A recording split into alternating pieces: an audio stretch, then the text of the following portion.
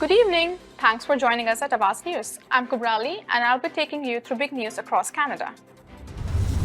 Tory proposes $48.3 million budget increase for Toronto police. Man seriously injured after being struck by GO train in Mississauga. Ontario weather was a roller coaster ride in December. What's next?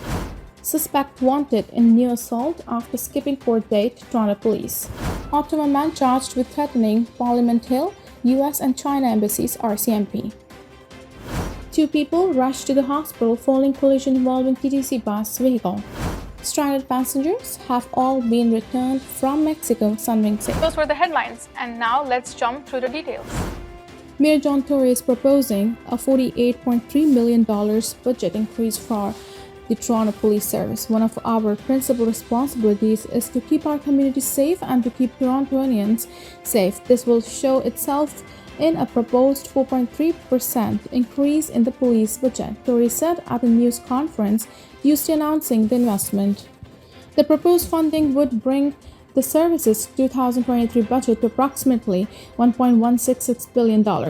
In 2022, the police budget was roughly $1.118 billion, and in 2021 it was roughly $1.076 billion. If approved, the investment would see 200 more officers join the force. Tory made the announcement while adding that he is no longer on the Toronto Police Services Board, which will meet to consider the proposal on January 9th, saying that he hasn't been on the board for a couple of months now.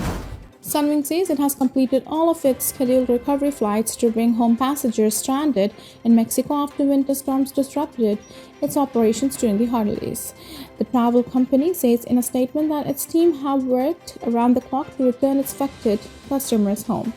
Some travelers from Saskatchewan say the airline has left them at airports in other provinces, while one says her flight from Mexico made it to Regina with dozens of empty seats. Sunwing announced last week that it was suspending flights from the Saskatchewan and Regina airports for a month due to extenuating circumstances. The Federal Transport Minister's office says issues faced by Sunwing customers are unacceptable. Glazer says passengers have rights that must be respected by airlines. She said Transports Canada and the Minister's office have been in contact with airline and continue to work with airports to ensure people can travel safely and securely. Sunwing said passengers who were affected by the delays can submit the claim for compensation or refund through its website. A man has been seriously injured after being struck by a GO train on Tuesday morning. Just before 11:30 a.m., Metrolinx's Lakeshore West train said it received a report that a person was struck by a train at Clarkson GO station in Mississauga.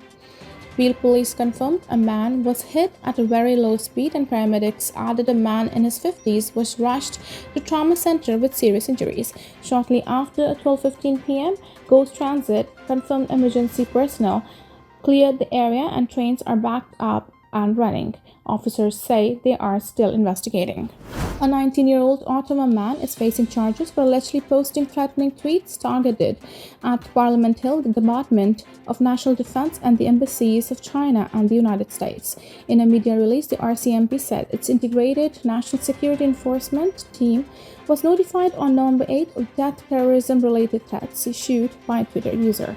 Daniel Hout was charged with 4 counts each of the terrorist hoax, threatening to cause death or bodily harm to a person, and threatening to burn, damage, and destroy property.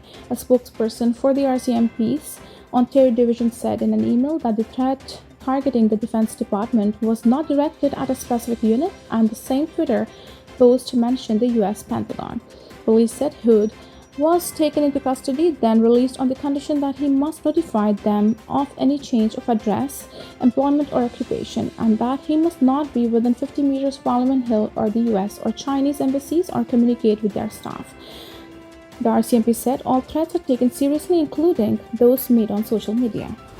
Toronto police are trying to find a man who failed to show up for a court date and then allegedly assaulted someone at the home. Police said Christopher Ryan James Risley failed to show up in a court order to face a charge of assault causing bodily harm stemming from an incident 3 years ago on January 19, 2020.